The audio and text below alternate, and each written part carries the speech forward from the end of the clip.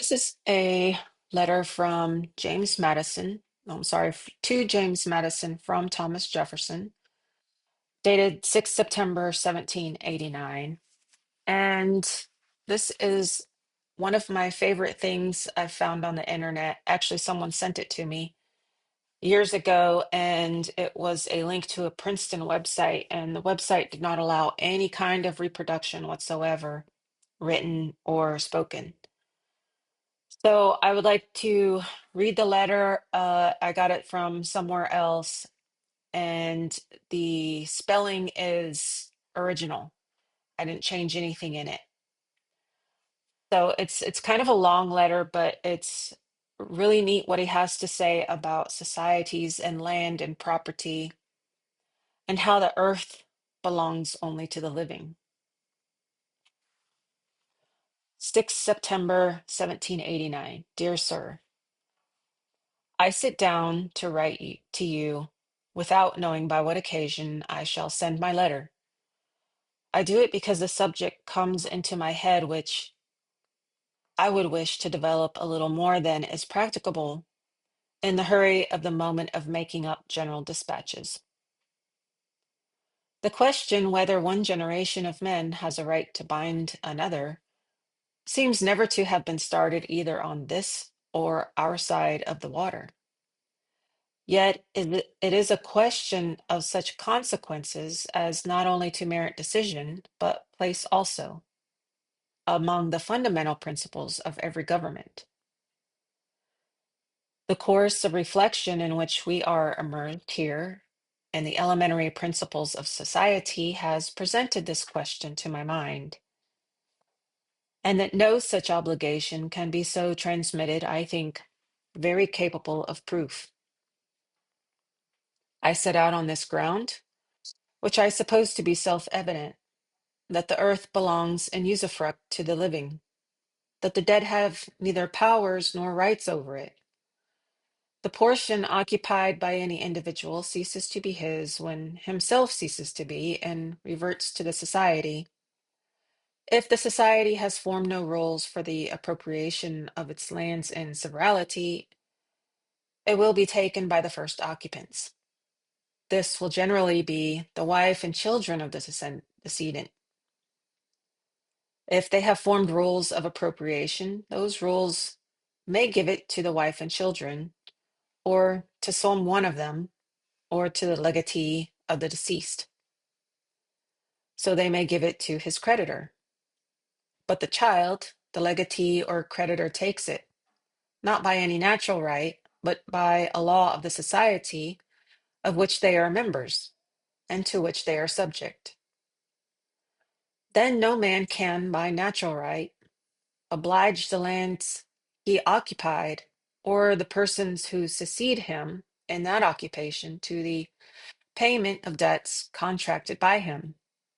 Or if he could, he might, during his own life, eat up the usufruct of the lands for several generations to come, and then the lands would belong to the dead and not the living, which would be the reverse of our principle.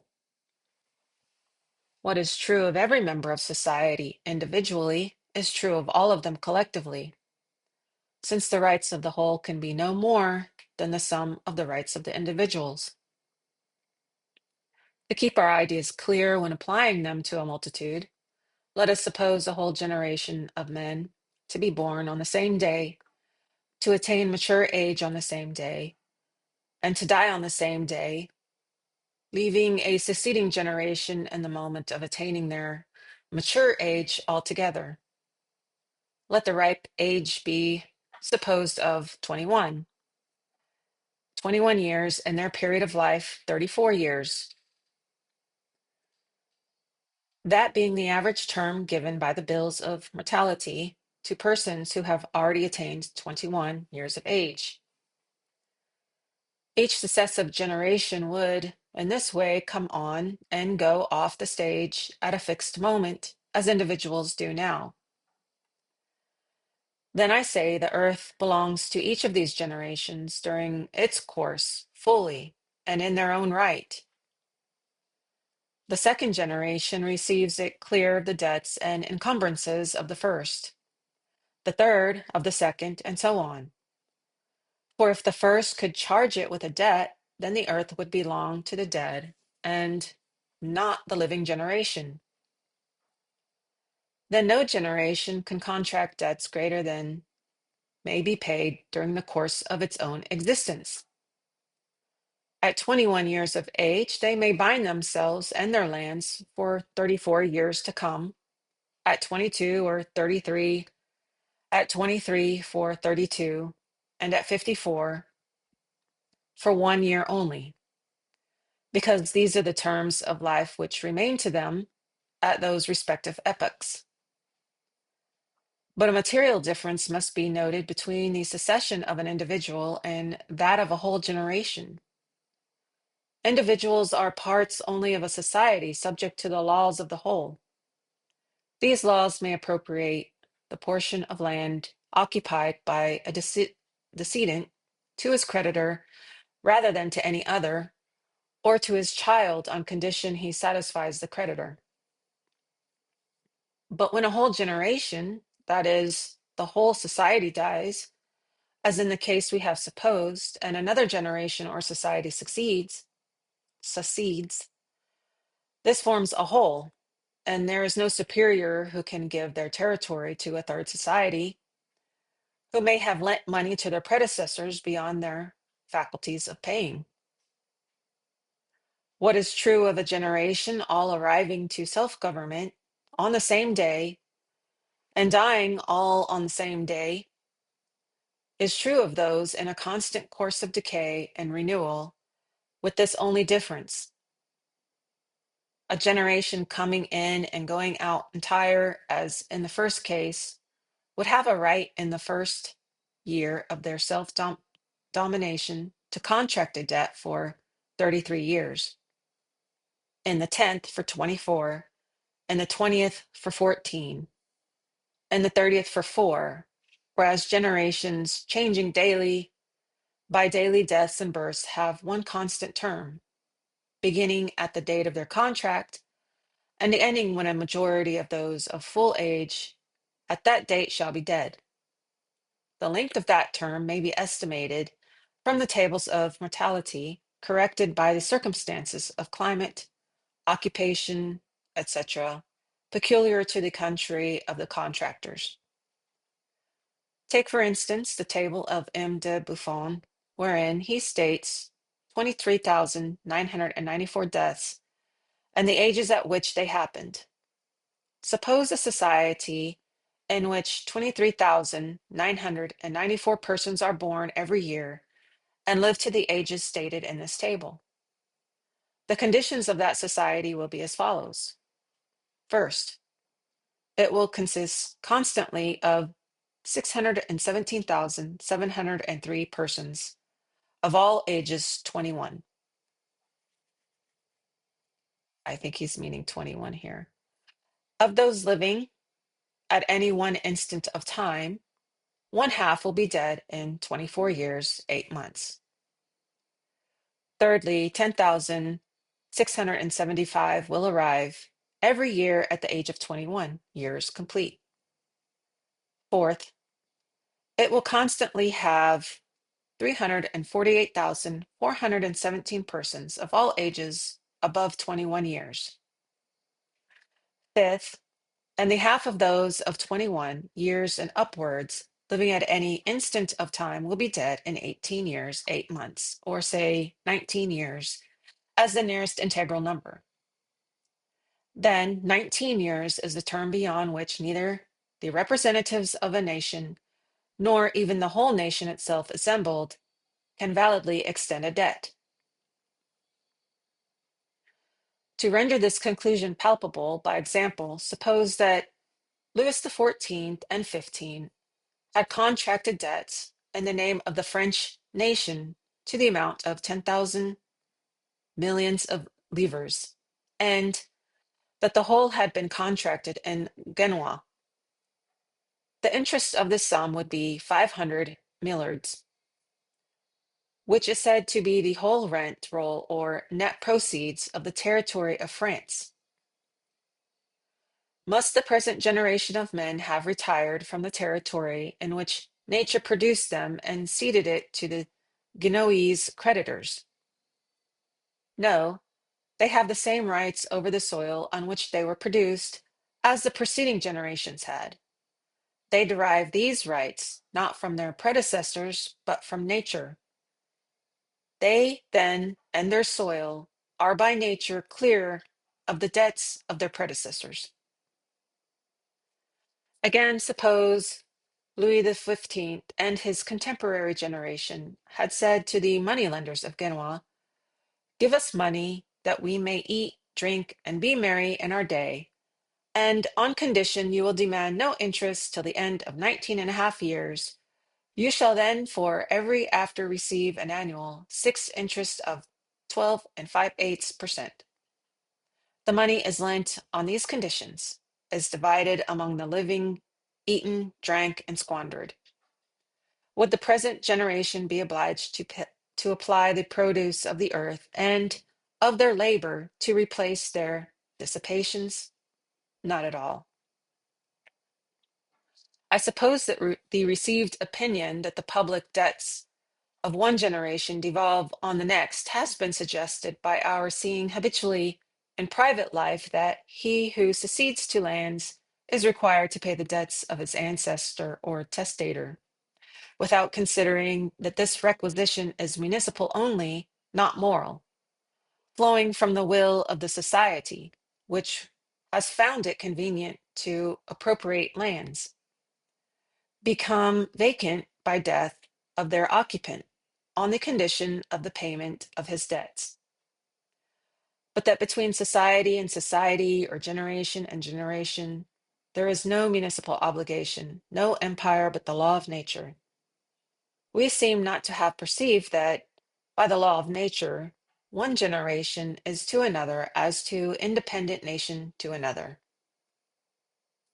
The interest of the national debt of France being in fact but a 2,000 part of its rent roll, the payment of it is practicable enough, and so becomes a question merely of honor or expediency. But with respect to future debts, would it not be wise and just for that nation to declare, in the constitution they are forming, that neither the legislature nor the nation itself can validly contract more debt than they may pay within their own age or within the term of 19 years, and that all future contracts will be deemed void as to what shall remain unpaid at the end of 19 years from their date?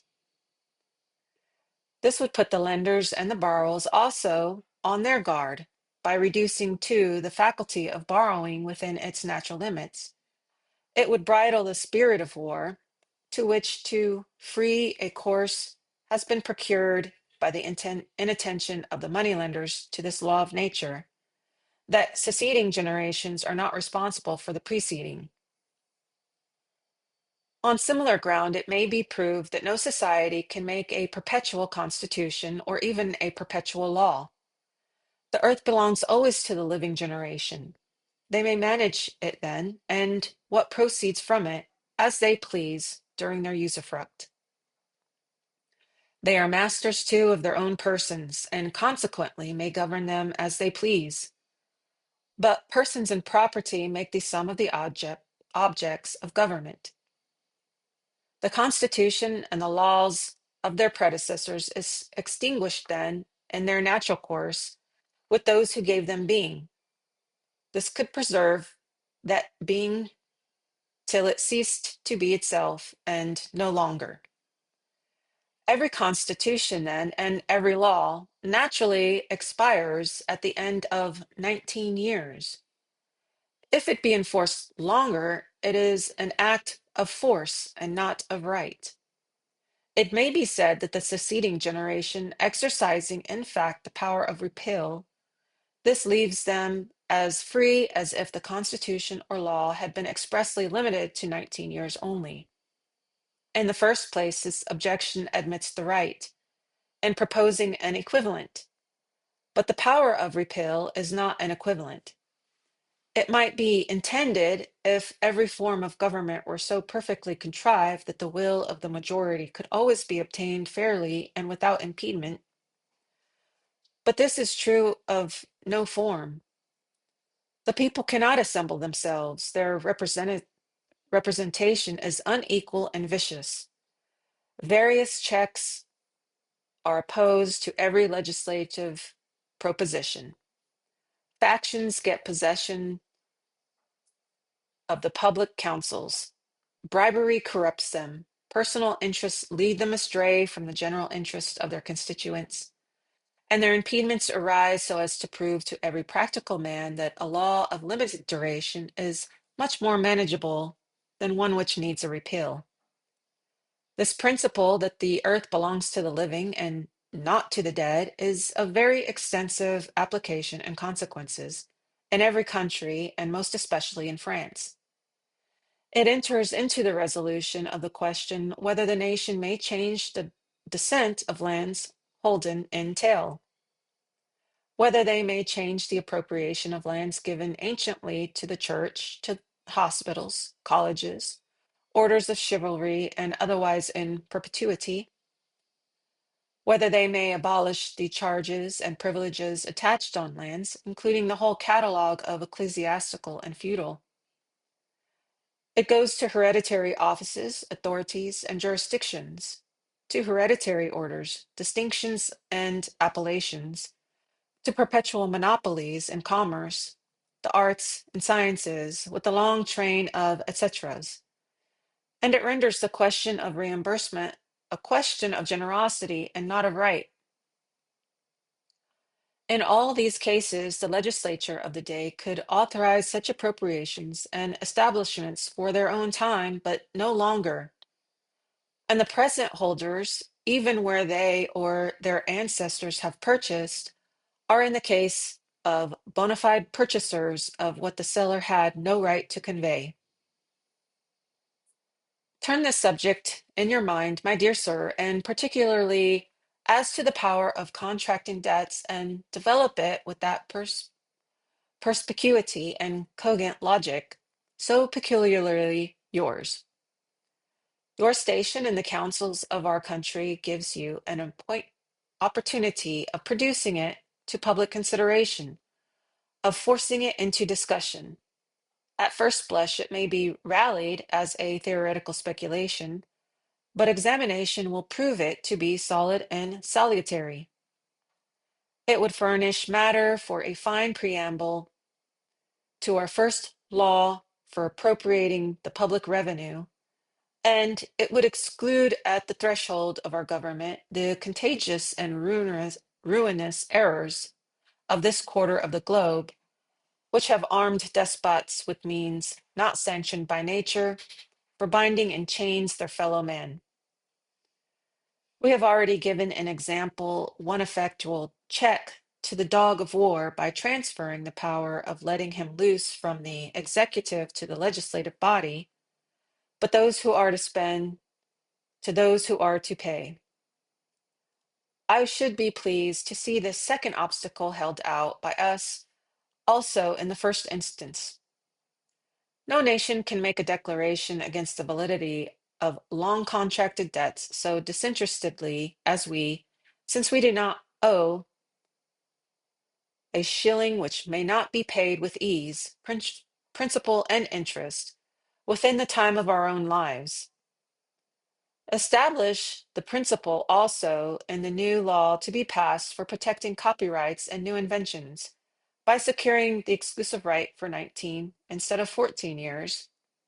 Besides familiarizing us to this term, it will be an instance the more of our taking reason for our guide, instead of English precedent, the habit of which fetters us with all the political heresies of a nation equally remarkable for its early excitement from some errors and long slumbering under oaths. I write you no news because when an occasion occurs, I shall write a separate letter for that. I am always with great and sincere esteem, dear sir, your affectionate friend and servant, Thomas Jefferson.